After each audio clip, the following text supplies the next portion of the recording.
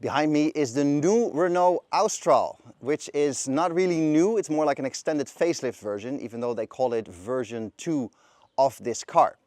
My name is Peter, and today we are going to have a look at this car and see what it's all about. And I have to say it is an interesting car because of the size. It is 4.53 meters long. So think Tiguan, think ID4, think Nissan Qashqai, those kind of cars. Which makes it sort of perfectly in the middle of usable in city traffic and still parkable in normal parking structures, but also plenty of room inside to move your family about. And I think that's a very strong combination. Starting here on the outside, the main thing you'll notice in terms of facelifting is the front.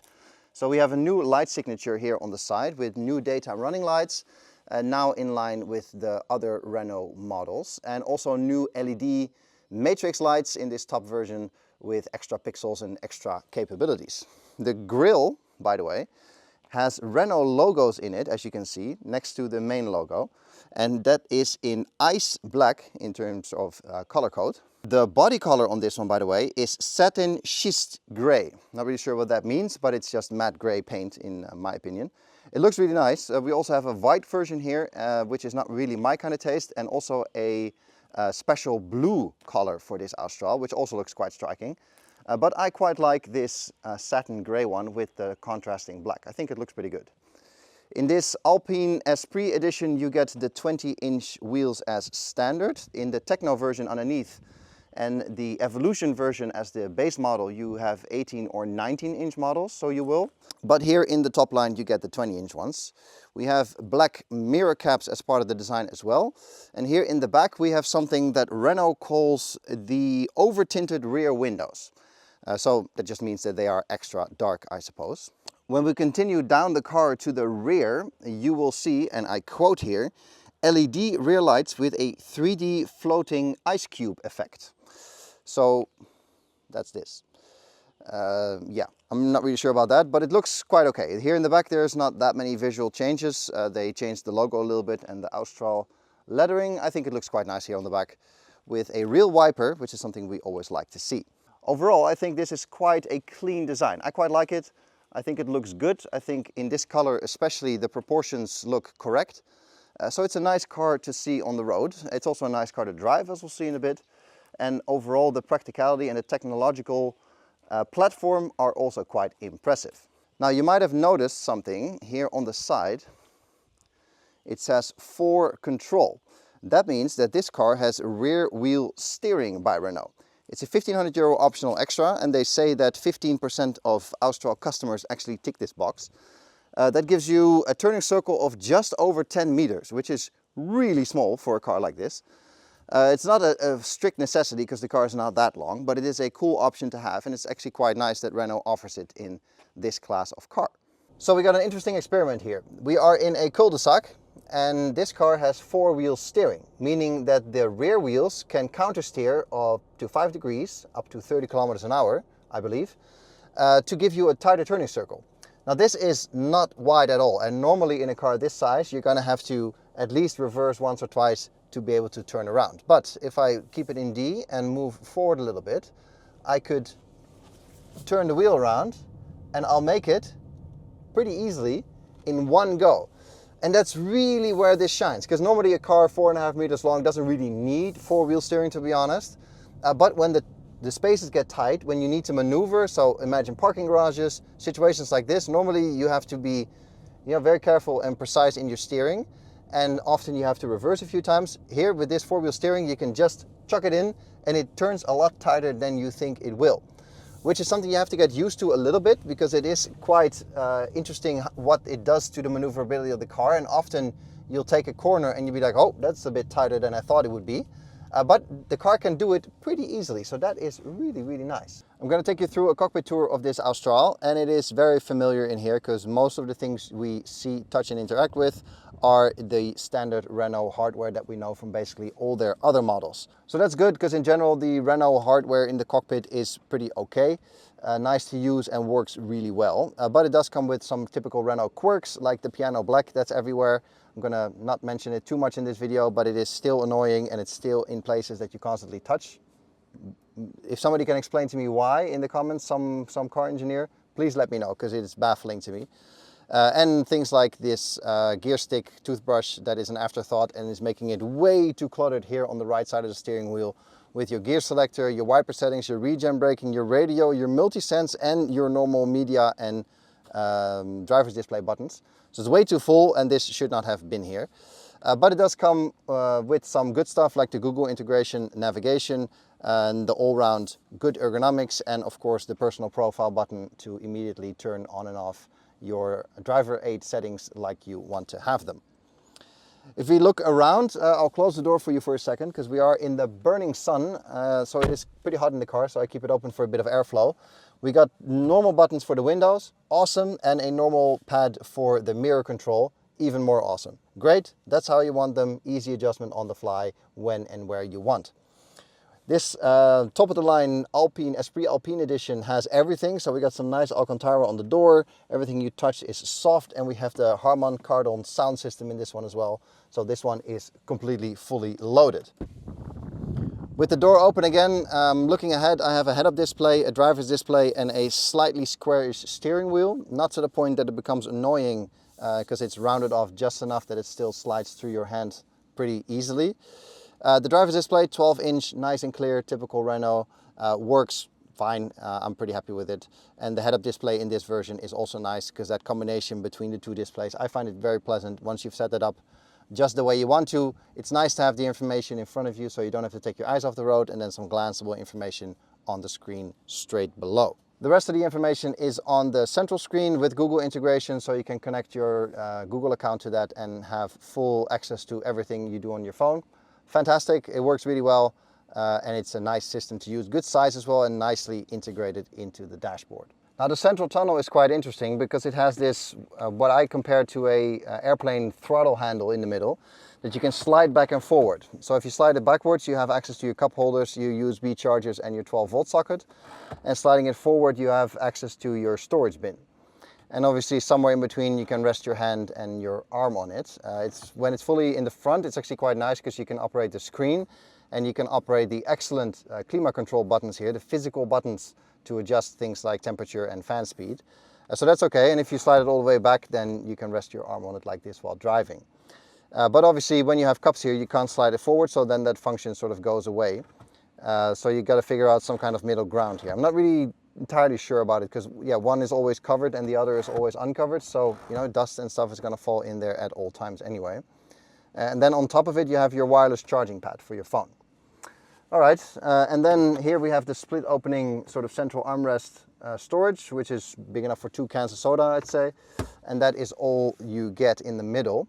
When we look up, we have a lot of piano black here, which is a disaster again, but we have a nice frameless mirror, and here we have a sunglass storage unit with an additional mirror, so you can have a look at your kids. So that's great for the parents amongst us. Sitting here in the front, obviously you sometimes have to turn around to see what your kids are doing. This mirror prevents you from having to turn around all the way. Great. We do have a full panoramic roof, and as the car is sitting right now, I'm actually boiling. So the window is kind of tinted, but not much. It does have a cover that you can slide over, but it's getting so hot in here without that cover that my camera already overheated twice. So that gives you a bit of an idea, and maybe not entirely sure if that is the way to go. It looks nice and it livens up this interior, which is very dark. So as far as that goes, it's good. But if you're driving in the sun, it's going to get very hot very quickly, even with the cover closed. Speaking of the interior, it is very black on black, but these seats are quite comfortable. I actually fit in them even with my enormously broad shoulders, so that's good. This Alpine version has the nice Alpine logo and some Alcantara inlays and the nice French stitching. So, you know, that's all good. But if you go for the Techno or the Evolution packs, versions of the car rather, then there's some different fabric and material options available as well. All around, it's pretty nice. Like I said, it comes with the Renault quirks that we're used to, but it's a nice cockpit to be. You have a good overview of the car. It's a good place to be. I'm comfortable, and this fully loaded Alpine version has the aluminium pedals and the Harman Kardon sound system and so on. So this one is really fully loaded, but of course that comes at a price. So obviously we got to take this Renault Austral for a little bit of a drive. We are in the hills around Barcelona and the road is actually quite rough. So if we bounce around a bit, then you know that it's not my poor driving skills, but it is the actual tarmac surface. We have the 200 horsepower full hybrid with us today, which means 200 horsepower, and a hybrid system that basically does all the work for you. So there's a few modes, sport, eco, comfort and so on, that don't really make that much of a difference. They just give you a bit more of all the power at all times when you put it in the full attack mode. But basically I've left it in comfort most of the time, where the car figures out what kind of power delivery is adequate and necessary for the situation. It's actually quite nice, very relaxing in a way. I like the full hybrid versions of cars where you get in and you just drive it, and there's no thinking, there's no settings you have to worry about or things you have to balance or something. It's just the car figures it out. Here's a big bump, by the way. Boom. The car figures it out for you and you just drive like you normally would. It's quite relaxing, and it is very nice that you get the fuel economy and in Holland the tax benefits as a bonus. 200 horsepower for a car this size is okay. It's nothing to write home about. I would not go as far to say that this car is fully underpowered. No, you can do very much normal driving, highway driving, overtaking, merging without much issues, without much extra thinking involved. But it's also not a car where you're like, oh, you know, let's overtake 7 more trucks before we take the exit. It's not that either. So it's a very drivable middle ground. Could the car do with more horsepower? Yeah, probably. Is it really necessary? Probably not. It is fine and nothing more than that. You can see that the roads here are quite challenging in terms of corners and undulations. That is actually quite nice, because that gives me the opportunity to give a bit of feedback on how this car feels. I drove the same route earlier at a bit more of a pace in the sport mode, and then you quickly realize that you are running into the limitations of tires and drivetrain. If you buy this car for the full attack sports machine, this is not the machine for you. This car feels very much at home for normal cruising, a bit of city traffic, a bit of highway traffic, but basically your everyday driving, this car feels right at home. And once you start to really push it, provoke it a little bit, you run into the tire limitations quite quickly. The steering, especially when the road falls away from you, is not happy with those kind of situations. Here in the back of this Renault, it is actually all good news, because the car is not enormous with 4.50 m, but certainly not small either. And the space is very well utilized. I'm 1.83 m and about 90 kilos, and I fit here more than comfortably. I have plenty of space for my knees, so that's awesome. I can put my feet under the seat in front of me. Everything is fine there. There's a lot of flexibility back here too, because there's a lever here under the seat, and I can slide my whole bench quite far forward. Now, if I do this, obviously I'm touching the seat with my knees, but the seat back is soft-ish. It's not hard, but it's not fabric, but it's soft. So even for a short journey, I can sit like this, no issues. And obviously with the seat forward, I have quite a lot more boot space. Putting this back in place, it is pretty comfortable in here. There's not enough space really for my feet to cross over to the other side completely without twisting them a bit. But it's not too bad. There's a small transmission hump in the floor, and the center console protrudes slightly. But overall, it's not an issue. We got some manual ventilation control in terms of airflow, so not temperature control, and 2 USB-Cs. And all the materials back here are basically the same as in the front. So nice seat material, feels pretty solid. And of course, in this Esprit Alpine edition, we got the same Alcantara on the doors and the same speakers and so on as in the front. So yeah, all is well. We even have a armrest here in the middle, although the cup holders are completely exposed at all times and they're non-adjustable. So this is what you're gonna get. Not the best solution, because you know you're always in these holes with your elbow or with your wrist, so it's not too nice. I rather see them come out of the front here and have a clean armrest. But yeah, overall it is not too bad. You can maybe see that I'm starting to sweat quite quickly here. That's because the panoramic roof obviously is still uncovered and it gets really hot back here. But thanks to the light at least, it doesn't feel claustrophobic in here at all. So certainly not for any kind of mountain attacking or whatever, but sitting here and driving this at a normal pace, it's actually quite civilized. I have a good view out. I am immediately comfortable in the car. The damping is, even on this horrible surface, is okay. It's all fine. It's all exactly what you want from a normal car to transport yourself and your family in. So as far as that goes, I think Renault does a good job in, making this car do what it's supposed to do, and also at the same time not making any unrealistic promises that this is some kind of hardcore flaming burning rubber machine, because it just isn't. I have to say that the brakes are something I noticed quite often are very uncertain about what they want to do when the going gets a bit tougher. Like I said, this road has a lot of crests and dips and undulations in the tarmac where you go around the corner and the road sort of falls away from you, and when you have to brake a bit harder than the car wants to, it quickly starts to do some tire squealing and some ABS interactions. So yeah, the brakes really, you notice that they don't like this sort of full attack kind of work. So as long as you don't do that, all should be fine. But when you do want to provoke it, yeah, those limitations become apparent quite quickly. But also the car is very friendly in terms of you get in this and everything is like, okay, I know what everything does, it all makes sense, and let's go. With that, obviously the personalization button for your ADAS systems is a brilliant find from Renault. I think this is one of the best solutions that I've seen across the board in the entire car industry. And yeah, put those things together and you have a very pleasant driving experience basically from the moment you open the door. And that's a difficult thing to do, and I think Renault has done that very well. It's well judged in terms of you get in, everything is where you expect it to be, and then you just drive and the hybrid system invites you in, so to speak, and it's just an easy go. I don't think there is anything fundamentally wrong with this car to really complain about. Obviously, like I said in the cockpit tour, the piano black is quite the disaster and you can have all kinds of feelings about the way the systems look.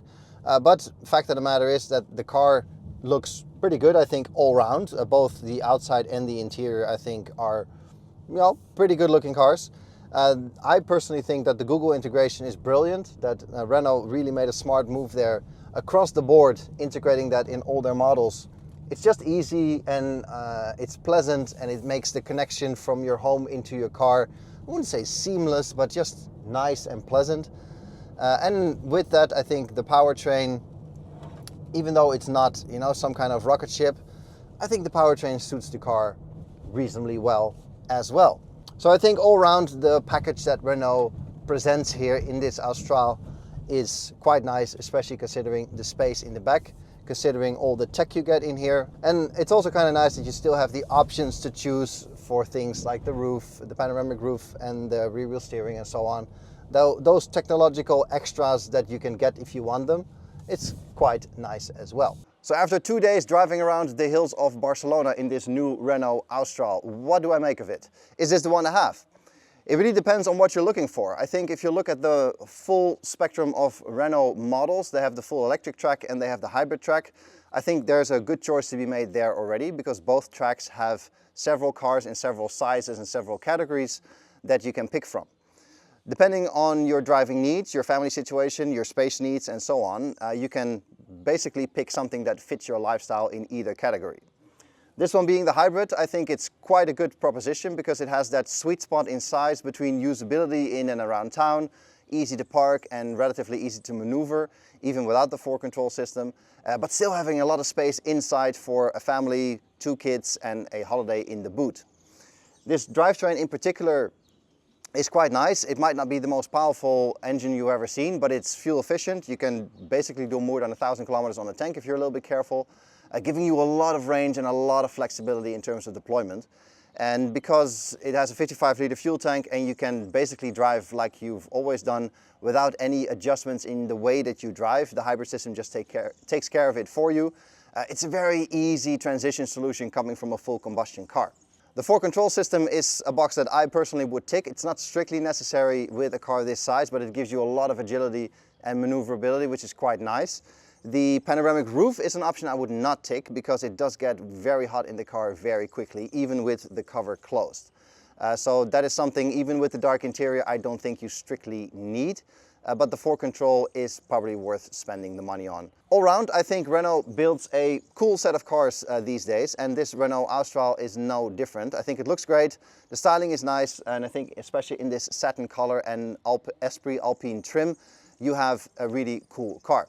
Obviously it gets quite expensive in this top trim level, it's towards 50k, but if you go for one of the lower spec models, you obviously get a lot less stuff, but it is significantly cheaper. So there's a lot to choose from. That's all I got for this video. Let me know in the comments how you feel about the design and cars like this from Renault these days. I think I wouldn't say they're on a roll, but I think they're consistently pumping out good, cool cars that are thought through. And also if you listen to the people here talking about the model and the philosophy behind the model range, it's quite interesting. And I think they're doing the right things. That's all I got for you in this video. Thanks for watching. Give it a thumbs up if you like it, and I'll catch you guys again in the next video. Cheers!